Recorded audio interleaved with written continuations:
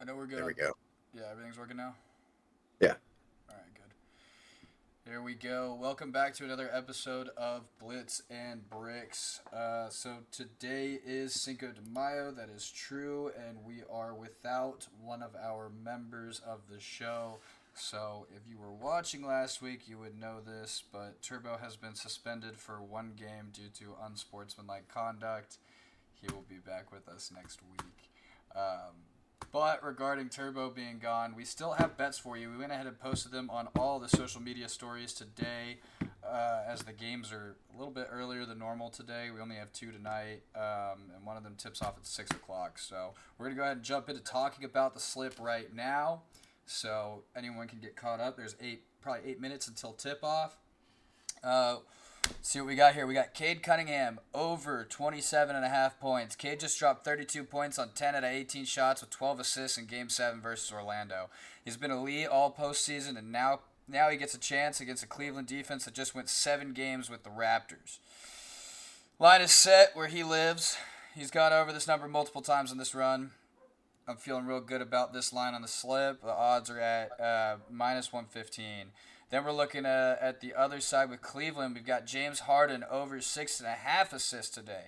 Through the first round, Harden has averaged 21 points, 5.2 rebounds, 6.7 assists, and 2 steals per contest. He's right on the line, averaging. We got a comment. Yo, tell Turbo probably if you need some bread. All right. That's literally Turbo. I can tell. He's right on the line, averaging 6.7 dimes in the playoffs. Now he gets a fresh matchup against Detroit's defense, which just came off a 7-game series with Orlando. In a close, competitive Game 1 atmosphere, Harden will be looking to orchestrate. Now, this one is not obviously a hammer, but it's a bit of a lean. Like I said, he's only averaging 6.7 assists through the postseason so far, but I like it a lot. I think in Game 1 against the 1 seed, you're going to want to really be setting up good shots. So I'm liking Harden today. Next, we have in the OKC versus LA game, we've got Lou Dort over 4.5 3-point attempts. Lou Dort is listed as a key role player for the Oklahoma City Thunder, a team built on spacing and ball movement. When OKC gets rolling offensively, Dort gets his look from deep. I think in the last 5 games, Dort's only missed this. Literally the last game of the last series. I think he had 2 3-point attempts. But every other game he's taken at least 6. So we're looking good there. I'm liking this. We got the odds at minus 110, and then we're going Marcus Smart over 12.5 points and rebounds. Smart has been on fire this postseason. Marcus Smart has been averaging 20 points, 7.5 assists, and 3 3-pointers through his first 2 playoff appearances. With Luka and Reeves banged up, Smart is averaging 17.5 points, 7.5 assists, 3.5 steals, and 2.5 boards in 34.8 minutes as he fills in a bigger role in the absence of Luka Doncic. I think points plus rebounds tonight combined at 12.5 is extremely reachable for a guy that's averaging 35 minutes a game and is looking like a go-to option. The odds on this one are negative 130. This is the best one that we've got on the lay. I think that today we are printing some money. That being said, let's go ahead and move on into the real meat and potatoes here. Ashton, you want to get us started off with some news?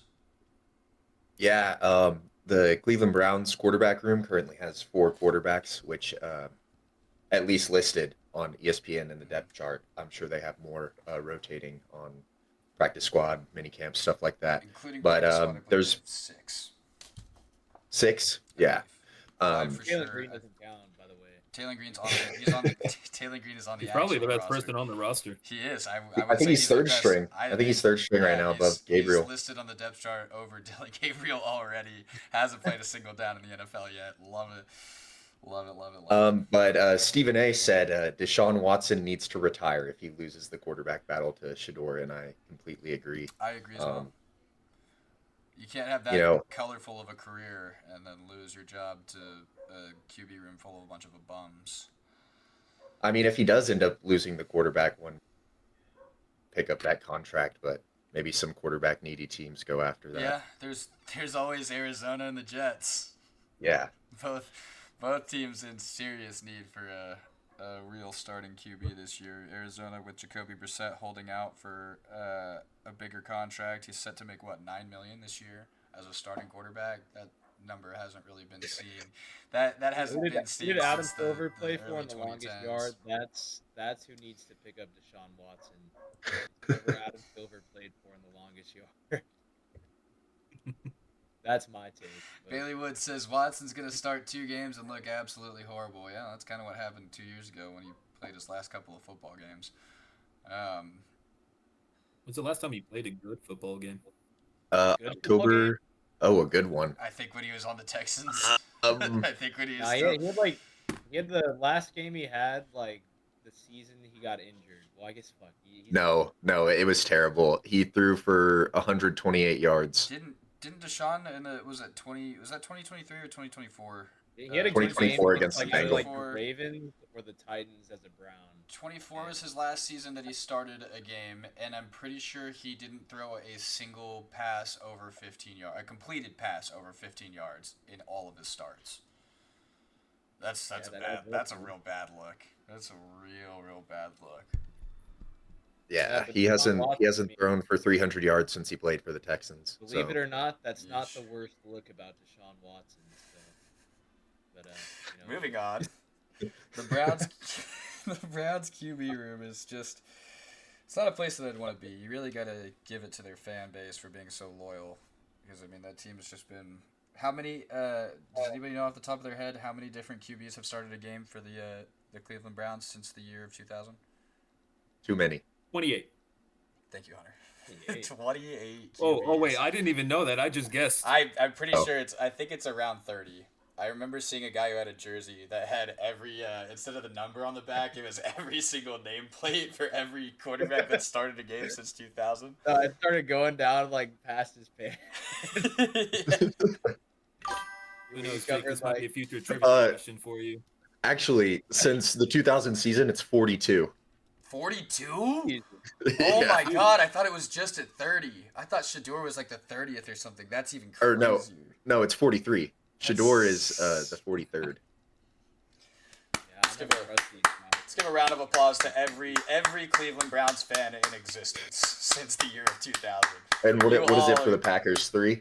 3, yeah, it's 3. No, it'd probably be 3. Jordan Love, Aaron Rodgers, Brett Favre since 2000. Well, I guess if you count Malik Willis and various yeah. backups throughout there, but that's just injuries. Never forget That's Matt not Flynn's that's 7 not touchdown game. a QB carousel. jeez, man. Yikes. In other news, we were looking earlier, Ashton and I, in regards to George Pickens. He has officially signed his franchise tag, and per Jeremy Fowler, he does not expect any further moves to be made. George Pickens will be staying in Dallas for the 2026 season. He doesn't expect any trades to come up out of this any longer. I think he was just gauging his trade market to see what value he had out there after a big season last year. But don't be afraid, Cowboys fans. George Pickens will be back, and he will be having another massive year this year, barring an injury to Dak Prescott. If we see a healthy Dak all year long, we will see another massive year out of both Pickens and CeeDee. I think if we get a healthy CeeDee this year, we'll see them both. I'd be happy to see A lot of it. ifs.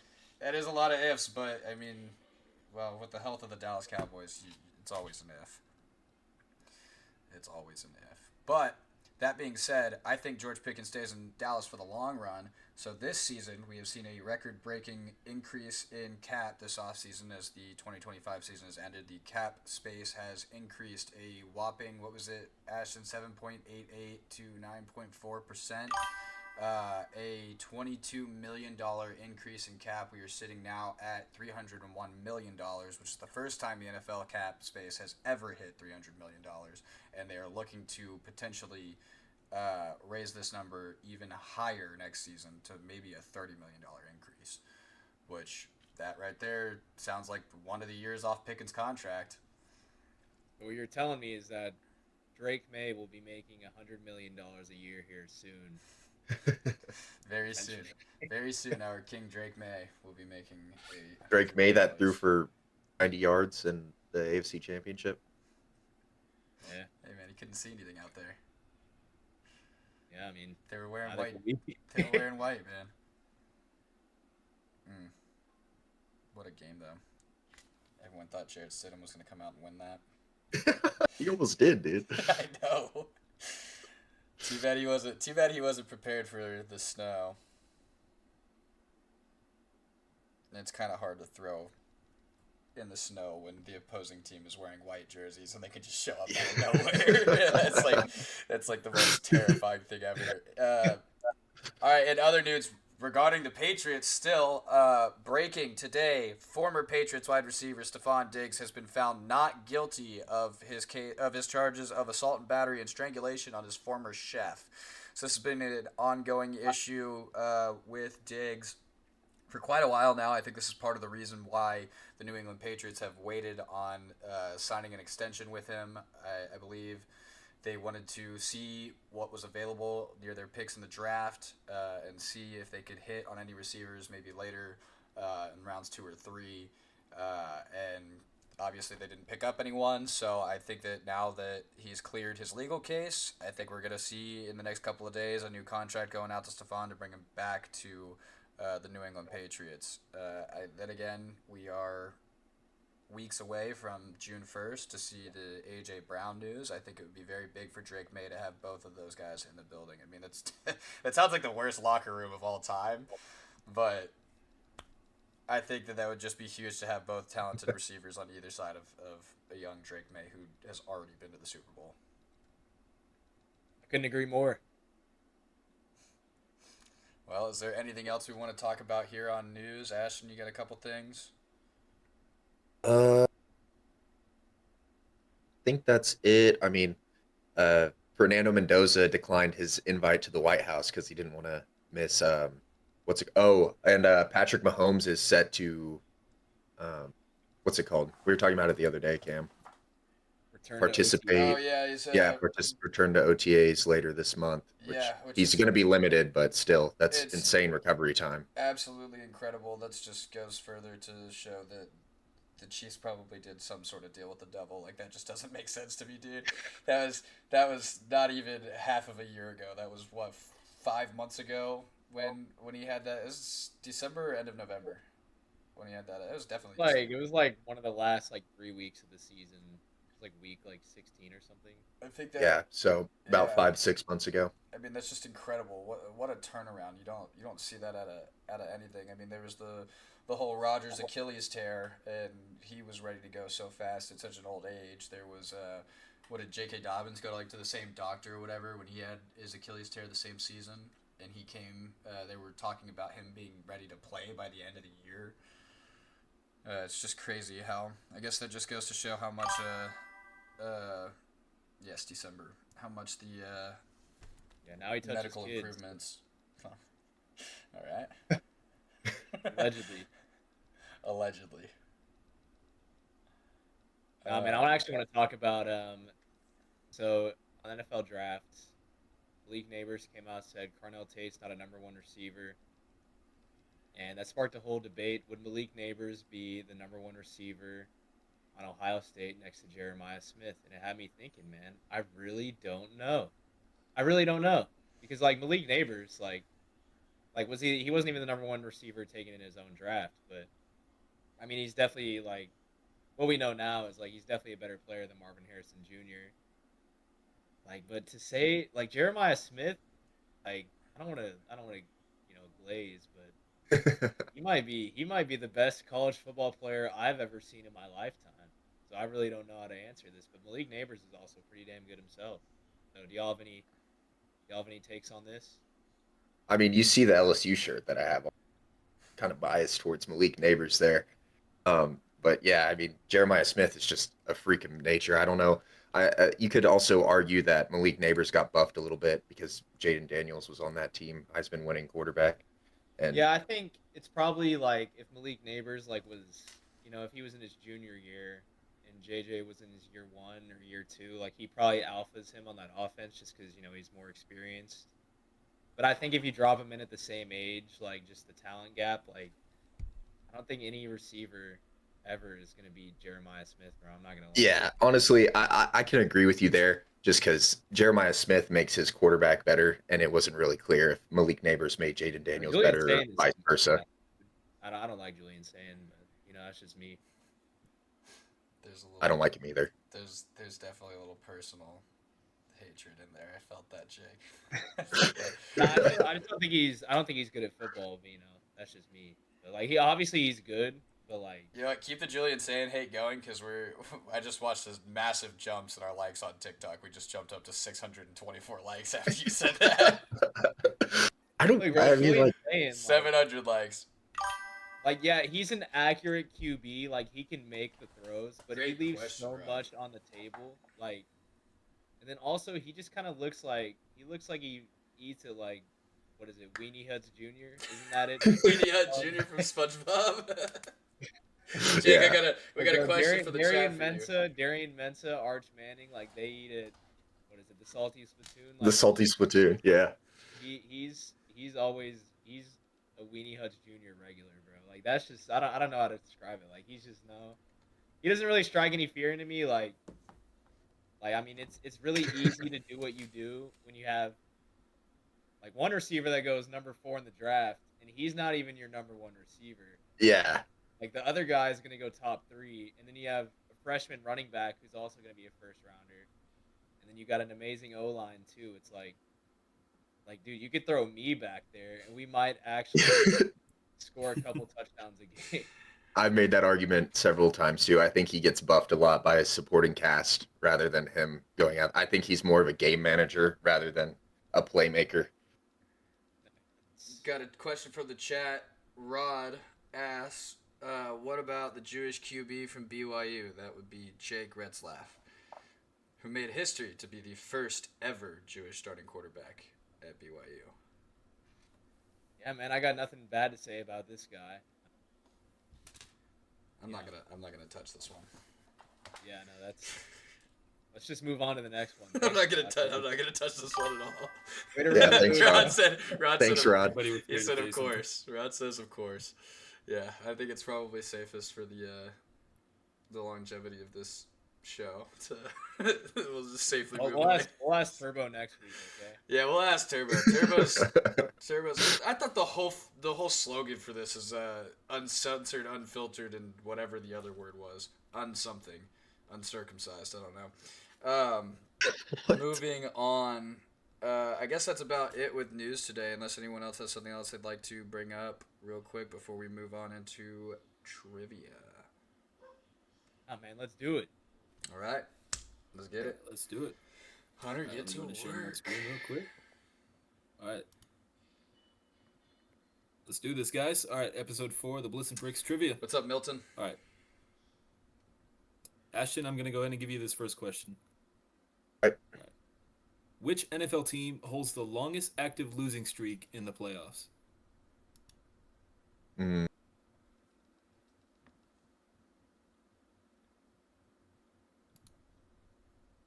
I want to say the Dolphins, just because they've had a long playoff drought. I feel like they haven't really done anything since the 80s, late 80s. It's not the Dolphins. 90s. They are second, though. Like, it's been a long time since they've won a playoff game. They have the longest drought since winning a playoff game, but losing streak, it's not them. When's the last time this team made the playoffs? They made the playoffs last year. Last year.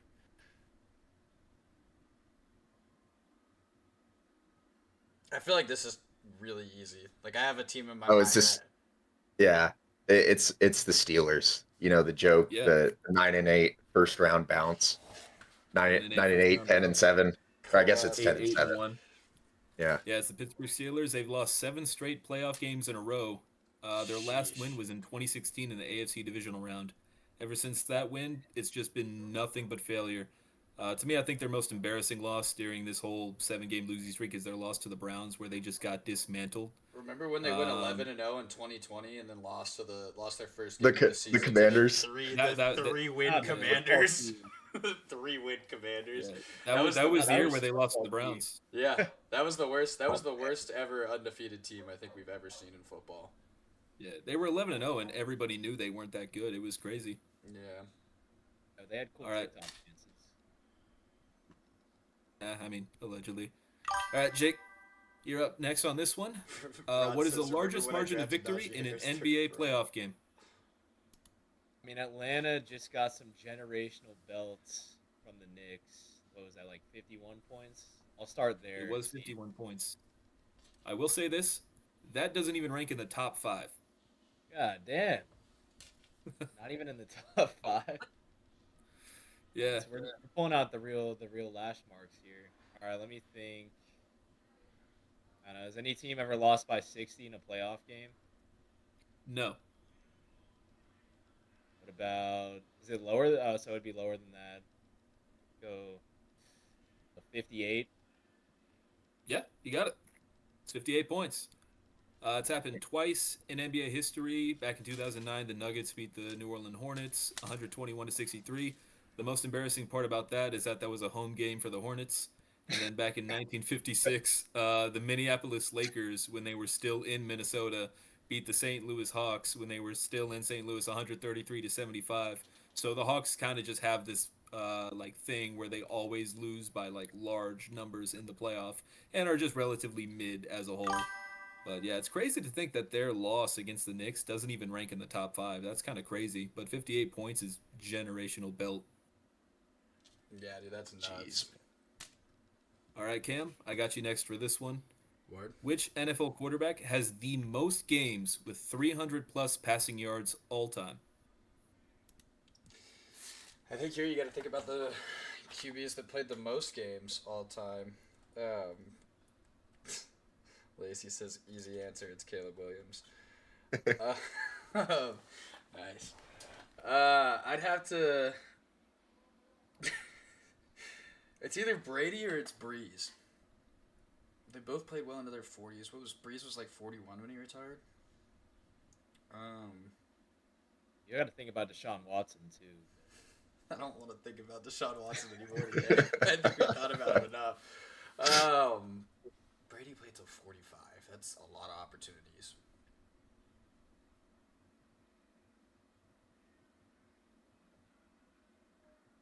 I don't know. I think I'm going to have to go with Breeze here just because he's him. Brady is Brady, but this just feels like a Drew Brees thing. Final answer? Tom Brady. It's Brees. Drew Brees. Fuck.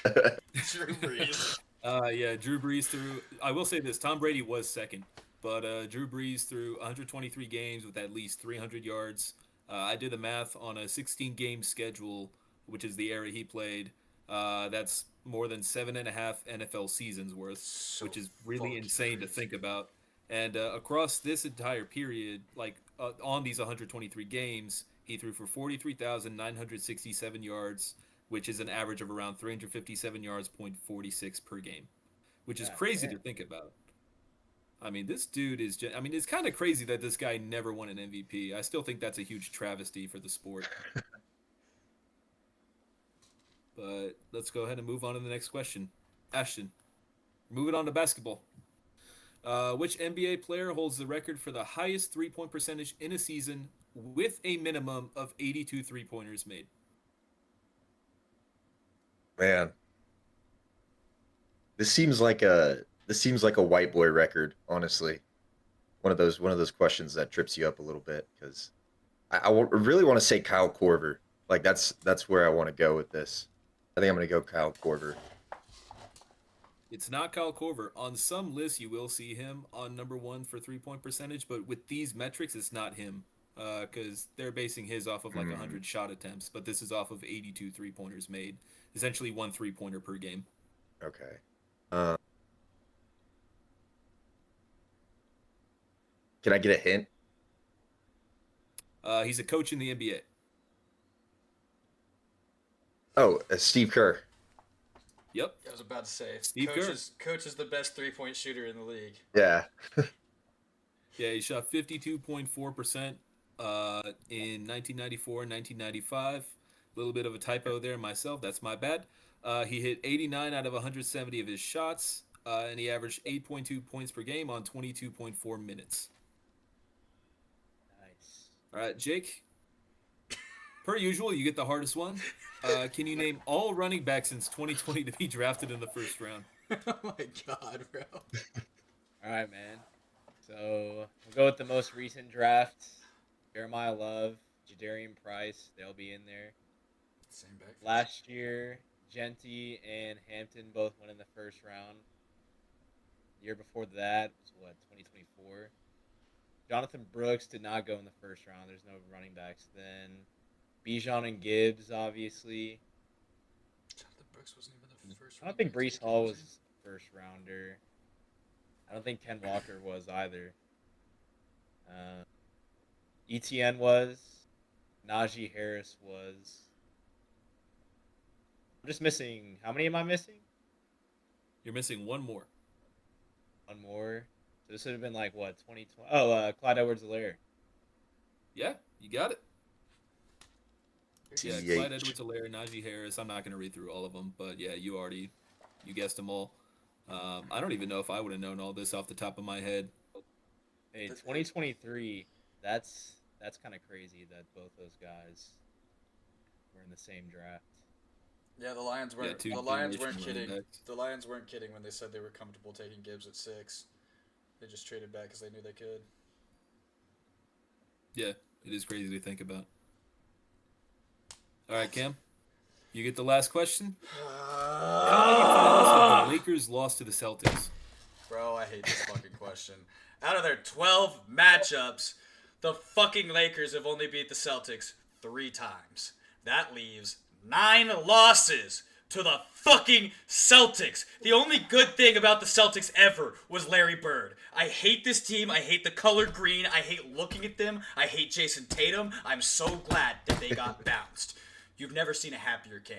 Actually, I was very unhappy. I was very drunk, and I watched my bet miss by like 1 shot. Doesn't matter. I was You think happy they Jason got Tatum bounced a long texted run. Kobe before he sat out Game 7? Yes, absolutely. And I'm sure You think Vanessa answered or no? I'm sure Vanessa's already blocked his number, bro, from the amount of unanswered texts. Jesus, this question just pissed me off, bro. Fuck. Oh, and I hate that the Celtics have 60% of their finals losses? That's crazy. Mhm. Yeah, I was about to step in and talk about Goodness. some of the stats, but Cam was still going off. But Yeah, yeah, like sorry, you I said, was angry. I got angry for yeah, a you're second. good. Yeah, like he said, they've played each other 12 times. They've lost 9 times. So they've only beat the Celtics 3 times, God, I which hate is the kind of Celtics. crazy to think about with how often they played each other. 7 of those finals losses did come between 1959 to 1969, which is the Bill Russell era, which kind of makes sense. That was when the Celtics were like genuinely the most unstoppable force. And that shit doesn't count, bro. I'm not even. Yeah, it doesn't count. Yeah, I mean, We're talking about fossil fuels here. I don't give a damn about Bill Russell. Rest in peace. that's a debate for another day. We're just looking at the facts here. But yeah, what is true though is that the Celtics account for 60% of the Lakers' final losses, where out of like their 15 finals losses, the Celtics account for 9 of them, which is really crazy to think about. But yeah, that's all the trivia that we've got for today. I don't Good wanna job, think guys. about- Why is my chat not Good working? job, right Hunter. now? Great job, everyone. Oh, Why thank you, is- man. My chat's not working. I'm not able to see it updating. I think the TikTok app is showing me though. Rajon Rondo was a cool Celtic. I'll give him that. Leading for the, I think the Talking was about the Chris Paul. was the Pelicans. Is it the Pelicans job that Rajon Rondo's the lead for the? I don't remember what I saw. Dallas Mavericks legend Rajon Rondo. No. Yeah, right. I can't find that. I was looking for something that I saw the other day. I'm never gonna find this if I keep scrolling, bro.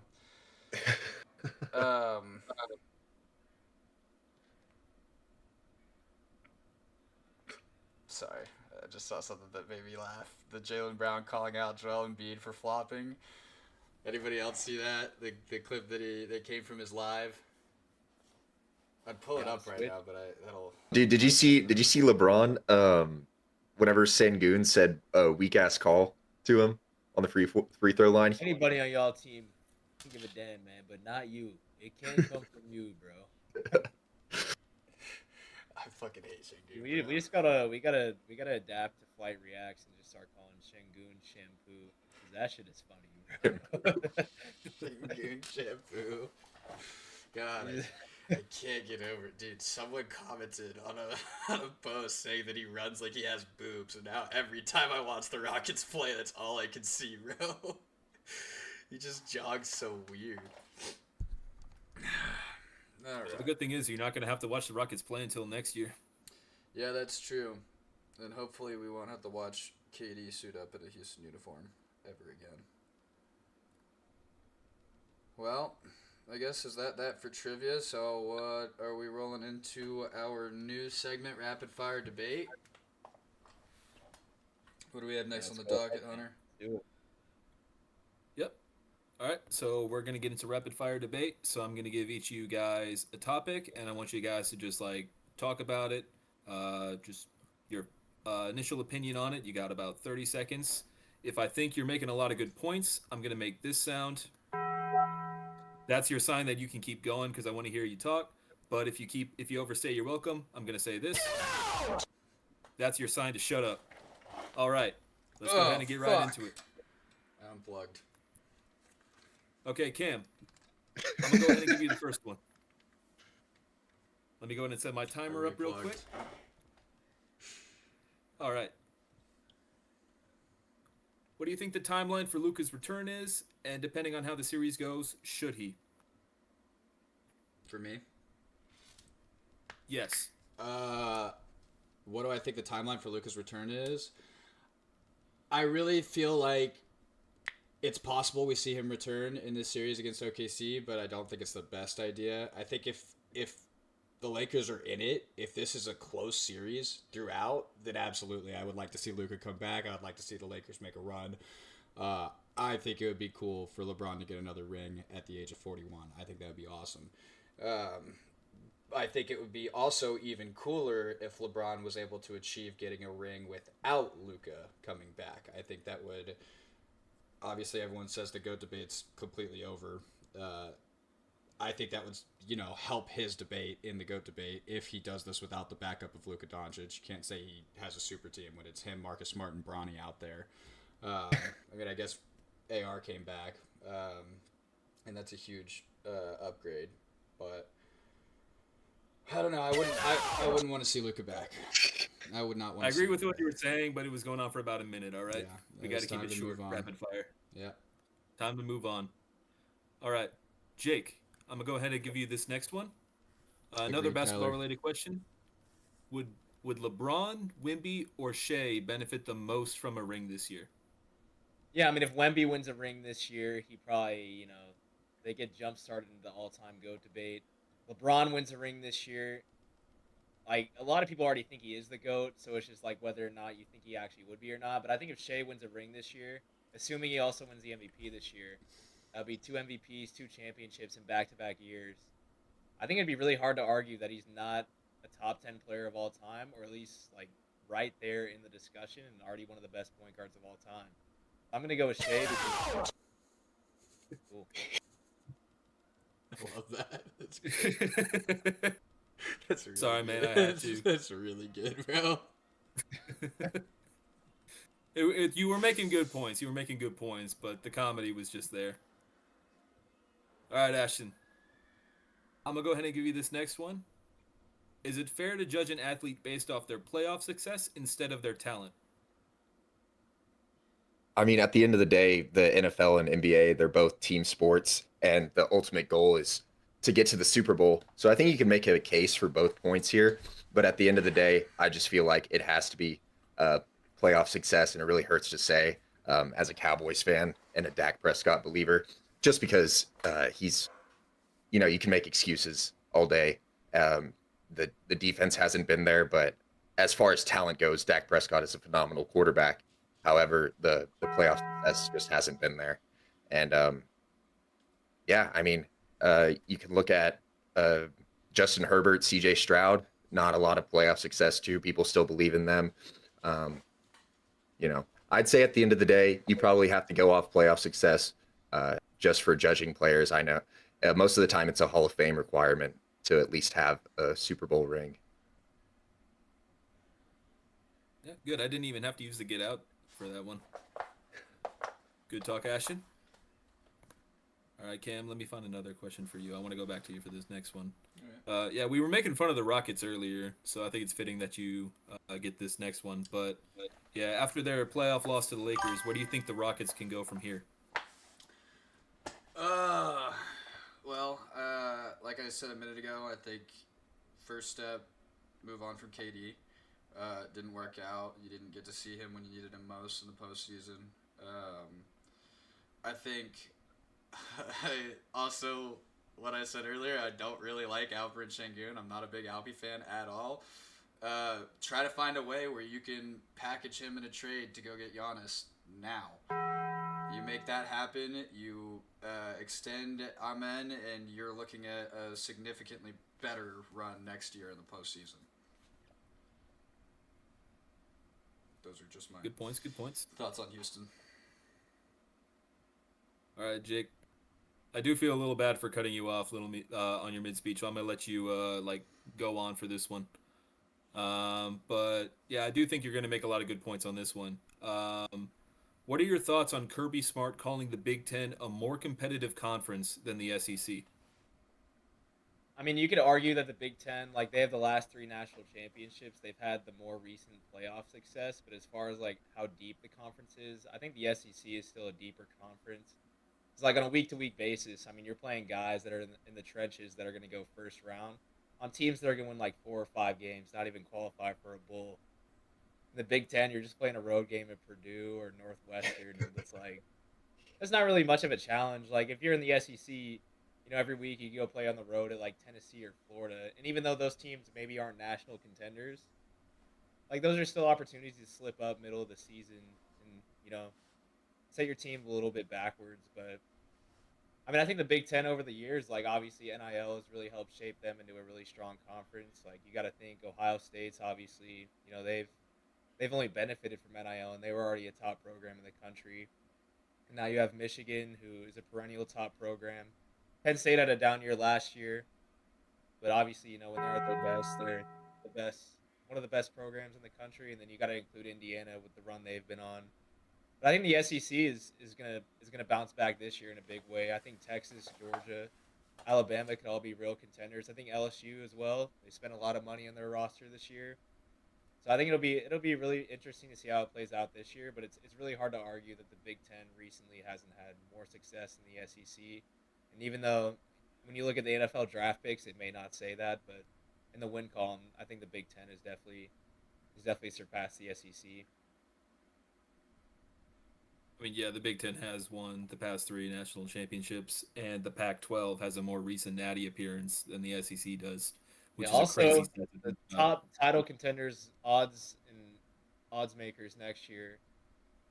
It's actually Ohio State and Notre Dame, so I don't think Vegas is buying that an SEC team will even be playing for the national championship this next year. But I think it's going to be the Longhorns, man. I really do. Yeah. All right. That one went a little bit over. But, I mean, yeah, no, that was very in-depth. Thank you, Jake. All right, Ashton, let's get back to you. This is a good one. If you could change one rule in the NFL, which rule would you change? Honestly, I'm gonna have to go with the defenseless player, specifically defenseless receiver. I just think that that's a BS rule at the end of the day, just because Michael Irvin said it best. He was catching balls in the midst of pain, I guess, coming over the across the field, and you have people like Ronnie Lott there just coming to lay the boom. And I also don't really understand the defenseless receiver thing. I mean, the point is to knock the ball out of their hands, and if you can't get to the ball, you have to go through the player. I just think that's my take on it. I think football's gotten a little too soft. I understand the implications with CTE and concussions and all of that, but I mean, we're just missing out on a lot of laying the boom lately. And I kind of miss the compilations, the NFL biggest hits compilations. That's just my take on it. Yeah, those biggest hits compilations were like peak when we were kids, Yeah, straight CT Yeah. speed running though, but Yeah. Now all we have to But do at is the end of the day, now he all was we have to do entertaining. is now all we have to do is just watch the Saints game every Sunday when Chris Olave is healthy and playing. Anyone hits Jeez. him. Anyone hits him, it's gonna look Derek like Carr throwing him hospital balls. Not Wow. even hospital balls, bro. Deathbed balls. that. You have to kill him. Rod has sent us 20 roses. 20 rose toys. Thank you, Rod. Thank you for the 20 rose toys. Hey, happy Cinco de Mayo, Rod. Yeah, happy You Cinco de and- Mayo, Rod. To you, Rod, Turbo, and all the others that celebrate out there. I will not be doing any celebrating today. All right, come on, we got to get back to rapid fire, guys. Yeah, let's do that. We do have, what are we doing, another round? Yeah, we got one more round. One question for everybody. Cam, I'm gonna go ahead and give you the next one. You're actually kind of passionate about this one, so I think this one could be a really good debate for you. Should the NBA punish teams for tanking? Ooh, I actually am passionate about this one. I have notes on this because I wanted us to talk about this for the news segment. Pull that up real quick.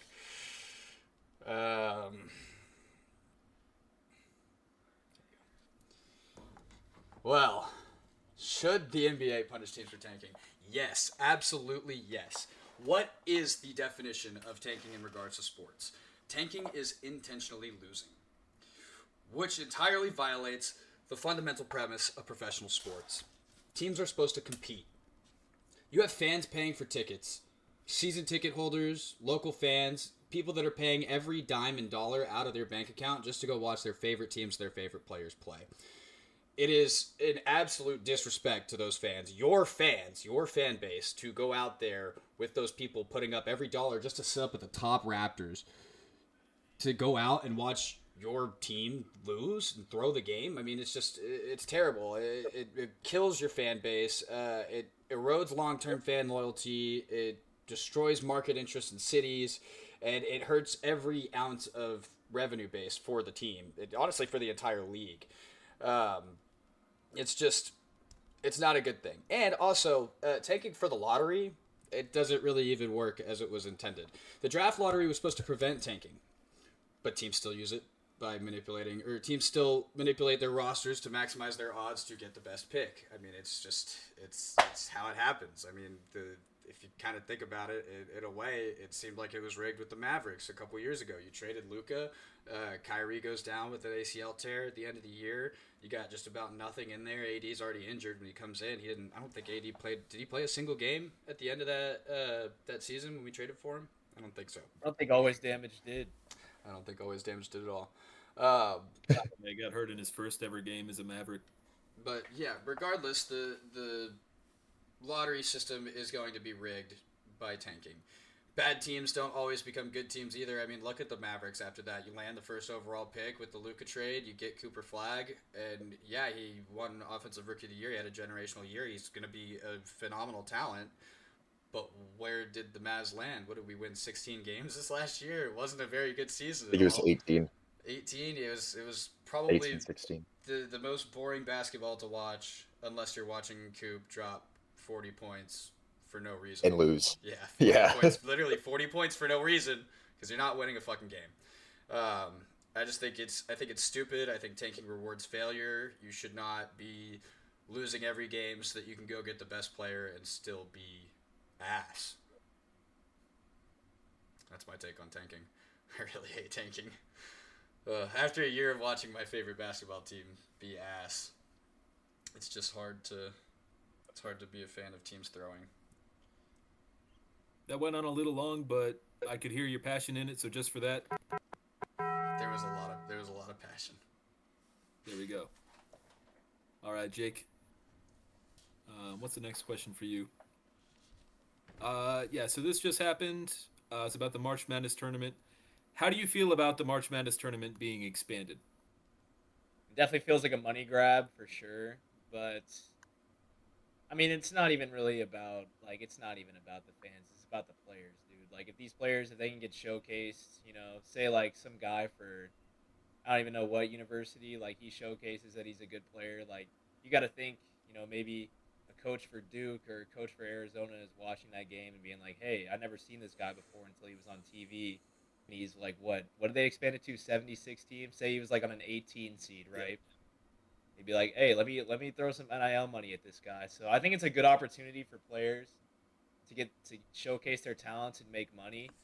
But I don't think it's like necessary. Like none of these teams that are going to get added to the tournament are going to win. But it's really good for the players to get more exposure, maybe make the NBA or even climb up the ranks of college basketball through NIL. So Yeah. I mean, I do think that like March Madness works better with the 64 team formula. I don't know how 76 is going to work. I think that's just too many teams, but I do think it gives more players opportunities. So, I mean, obviously we'll see how it goes, but I do think it was like a perfect formula. There was no need to change it. Like, it's definitely a money grab.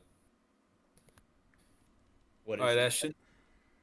I mean, yeah, that is true. Everything is a money grab at this point. Ashton, I'm going to go ahead and give you the last question. Another question about the NFL. Who in the NFL needs a breakout year the most? I mean, it's going to have to be the obvious answer of CJ Stroud. Yeah. It's very difficult to win a Super Bowl whenever your weakest link is your quarterback, and that's what he's been this last season and previous seasons before that. I mean, they have a generational defense right now. That Houston Texans defense is amazing. I mean, they basically leave me speechless, and they just added on to that with Caden McDonald. So it's only going to get better from there. They added some pieces to the O line, so this is really a prove it year for CJ Stroud. If he can't get it done, I don't believe they'll be picking up another contract for him, and they're going to look elsewhere for a quarterback. Didn't they decline his, or not decline, did they decline his 5th year option? I know they took They accepted it, but they aren't going to extend him until next off season. they accepted his and then they fully extended Will Anderson's. Yeah. Yeah, Okay. he got an extension. Okay. Yeah. That honestly makes a lot of sense. It's probably the best course of action for Houston. That's why the chat is that. That's not why. I mean, yeah, I do think that Stroud is the very obvious answer there. As I was writing the questions, I like thought about that one for a second, and I'm like, it's very obviously going to be Stroud here. But I mean, very clearly, he's the guy who needs to break out the most. Because I mean, if the Texans don't take that next step forward, if he doesn't like take that next step forward as a quarterback, he still like struggles in the playoff like he did against like the Patriots last year. They're gonna feel like they have to move on from him because you can't hold that defense down. Mm-hmm. Like that is a They're very generational much defense. they're very much entering a win now situation, and it's only going to get more expensive as these guys get off rookie contracts and get new contracts, and you're just not going to be able to keep that team together. So, Yeah. I mean, we'll see how he does next year. But I mean, he needs to do well. He needs to take that next step forward into being like a top 10 quarterback rather than like being like a top 16 quarterback. yeah, top half. Top half. All right. Well, great discussions, guys. I know I said that was intended to be like 30 seconds to a minute per discussion and went over on a few of them, but I mean, I could hear the passion in how you guys were talking about him, so I decided to let it go a little bit over, but I think that was worth it. Well, I think for time-wise, I think we actually did great there. Absolutely. Yeah. Well, we got about 10 minutes left here. Let's go ahead and turn over to Stadium Pulse. Let's talk to the chat. Let's see what everyone wants to say right now. If you guys have any questions or... What's up, Hunter? Oh, somebody's football fan in the chat points out that Davis Mills went undefeated as a starting quarterback when Stroud was hurt. That is true. That is very true. Davis Mills came in and beat the Bills, actually, game 1 of that Stroud injury. I thought that was incredible. You know, I used to be a fan of these arguments, but That was in Buffalo, too, was it not? No, that was at Houston. No, that was in Houston. On a Thursday night. I remember it being on a Thursday because I was at work watching it, but I just couldn't remember where it was. Yeah. I'm not a huge fan of those arguments though, just because it's like if that's really gonna be the case, then why won't the head coach actually sit down and be like, hey, like we might actually want to start long neck Davis Mills, bro. Like no one in their right mind actually is like, is gonna take Davis Mills over Stroud. Like yeah, Mills happened to win those games, but like I'm gonna just go out on record. I have no way to prove it, but Stroud would have won those games too. You know, Like that's It's a lot easier too whenever there's no pressure. I mean, you're a backup quarterback. You're going to get sat anyway whenever Stroud comes back, so Yeah. you don't have to win those games. Well, I mean, you're also playing for a future opportunity to be a bridge somewhere. I mean, you never know. He spent his time. They already are rich. Bridge, They're bro. backup Yeah. quarterbacks. They're getting paid millions to sit on the bench. He did spend his time as the starting quarterback for Houston until they got Stroud. So there's probably already enough there. Rod says, "Would you rather be Draymond Green or Damian Lillard, or Draymond Green or James Harden or Carmelo Anthony?" I think he's asking James Harden and Carmelo Anthony is the same person. So, Carmelo Anthony. What are we talking about here? Carmelo Anthony. What's the question here? Would you rather be Draymond Green, Damian Lillard, or J-Melo Anthony? Bro, Draymond Green with Damian Lillard's shooting ability is No, I think he's asking Draymond or Dame. Yeah, would you rather be? Either one of them. Oh, dude, no, man, that's a good one. I mean, Dame's a better player, but Draymond, like, I don't even know if he's asking us regarding Draymond, like if Draymond's just like seems like a fun guy to be, you know. I don't know how to do it. Why? Just be He's always seems blazing like- LeBron, dude. He just seems like a character, bro. Like he, What is it? like, I don't know, like wanna if I pull was up- if I was like Draymond Green, like I'd just be like fucking like happy. I don't know, like Dame Lillard, like. You gotta wake up. He's got a little bit of Jimmy Butler to him, I feel like, because he's always like, don't run from the grind and shit like that. It's like, dude, like, what have you won? Like, you always see the picture of Damian Lillard. It's like the one-time Rookie of the Year, and then it was like whatever year he won it. And they fast forward to 2026, his accolades just still say one-time Rookie of the Year. Like Draymond's better all time than Dame. I don't even care, dude. And he's cooler, and he's just a funny guy. Real funny guy. What was the other question? I think is adding on if you wanted to be James Harden or Carmelo Anthony. Those are other options. Oh, James Harden. 100%. I'm going Honey Bun Harden. I'm averaging all the 40. way. I'm averaging 40. I go home and then I hit the club with Lil Baby, and that's my life. And I eat honey buns. Honey Bun Harden. Putting my jersey in the rafters and everything.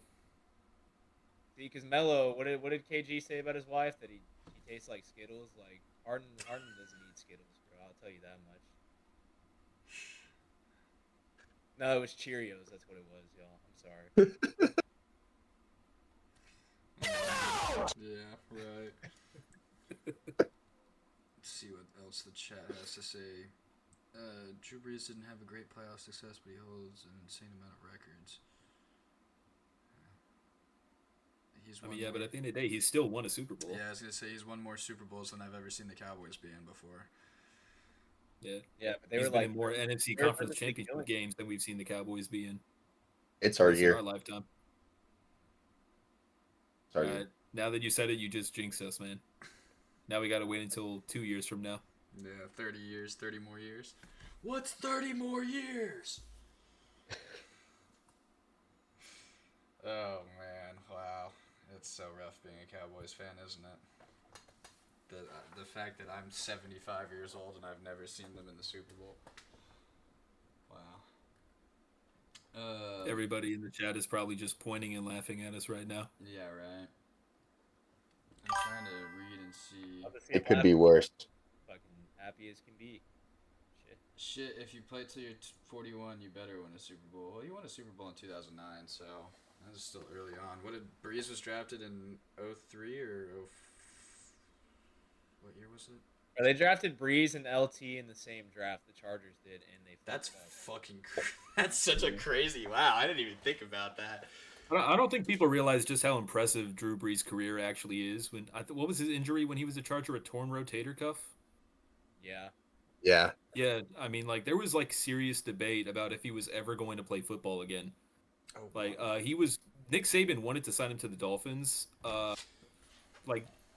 He did not pass his physical. The doctor was like, "Do not sign this guy. He is not going to do anything for us. He is not healthy to play football." And then he went to the Saints, and then he broke all these records. yeah. Yeah. Like, I don't care about I mean, yeah, sure. I mean, like we kind of had that debate about like judging people off of like playoff success over like talent. That was like something we pointed out earlier. Drew Brees had all the talent in the world after like all that adversity he faced, and he still won a Super Bowl.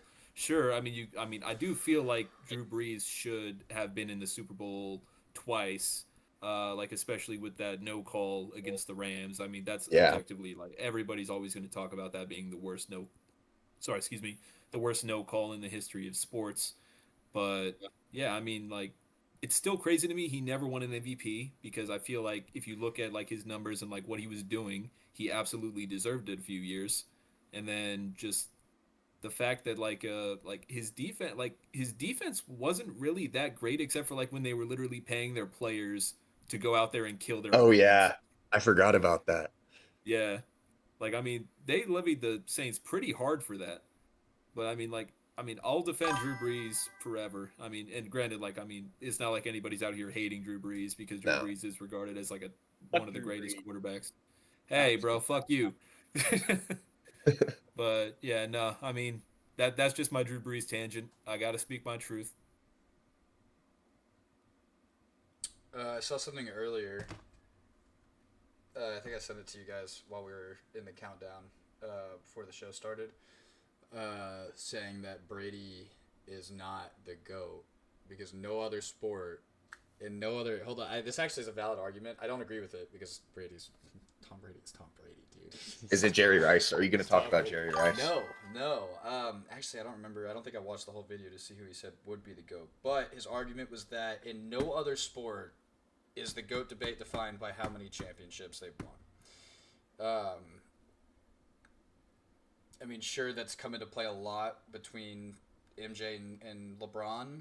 That's been a significant factor. But if you look at it in their regular season play, Tom Brady, he was never in that entire career the biggest MVP guy. He was getting outshined by multiple other quarterbacks. What did Tom Brady? How many MVPs did he have throughout his career? Regular season MVPs?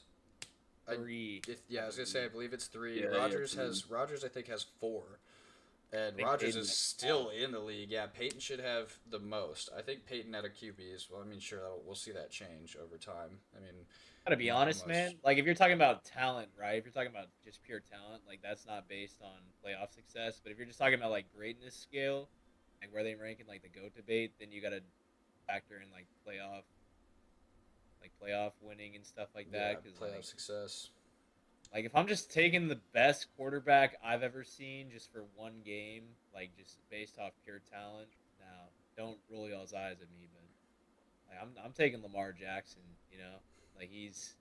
So that's based off of athleticism alone, that's it. Well, I mean that, but like also like he has the ability to hit and he throw on the field.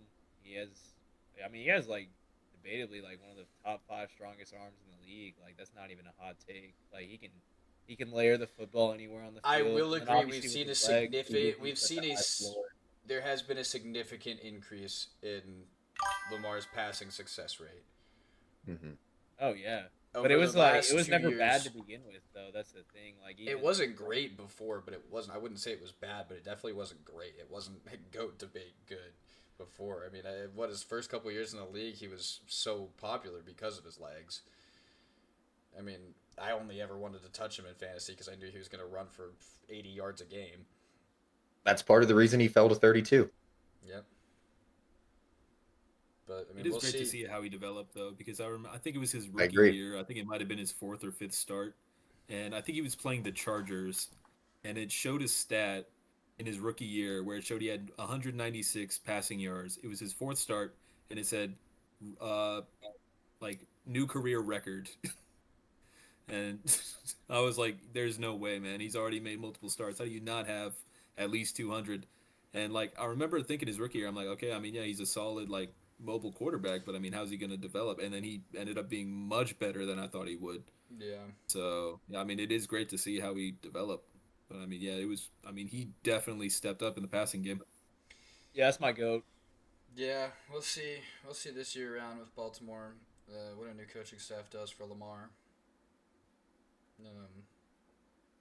I mean, I'm not saying by any means that he's not a good quarterback. I'm just saying that he's definitely not. He's not the goat to Like me. I'm The just best going of off all time. talent. Like I'm talking like talent, like on all scales, like the actual ability to play quarterback, and then like what you can provide to an offense. Like he makes his offense Yeah, like utility. his legs alone make an offense like above average. Just what they Yeah. can do on the ground. But like what he Because does, you have to And that defend makes 11 that or makes that not makes 11, every but yeah, that makes everyone every says Travis defense. Hunter is like the Shohei Otani, which is bullshit, by the way. But it's actually yeah. Lamar Jackson. That's what it is, and people don't want to acknowledge it. Lamar Snackson. Anytime you have to cover, there's 11v11 instead of a 10v11. It's a huge disadvantage for the defense. Yeah, and every time you play against Lamar, you have to factor in his legs. Oh, Julian Um, Sand sucks, bro, because he's like Yeah. he makes it 12v11 for Ohio State because he's that dumb, bro. I'm not gonna lie. But that's just my. Pretty sure we have a significant number of Ohio State fans that watch this show, so that'll be really funny to hear all their comments after. Well, does anybody else have anything they want to add? I'm not seeing any more comments flowing through anymore. It seems like we're starting to slow down on the comment side now. About it for Stadium Pulse. Well, fellas, that's all I have, unless anyone else has any other stories they want to briefly go over before we wrap it up tonight. Yeah, nothing from the gallery. Got it. All I right. think we wrap it up. Yep. Yeah, well, fellas, just remember always like, comment, subscribe, follow. That should be about everything. All that good stuff. Share. Thank you guys. Thank you guys for thank tuning y'all in, for being here. We always. really appreciate it. We'll be back next Tuesday. Stay tuned to the social medias. We'll be posting clips from the episodes in case you missed anything. New episodes will be posted every Tuesday about an hour after the live ends. So if you need to rewatch, it'll be up on YouTube. All right. Thank you, everybody. Happy Cinco de Mayo.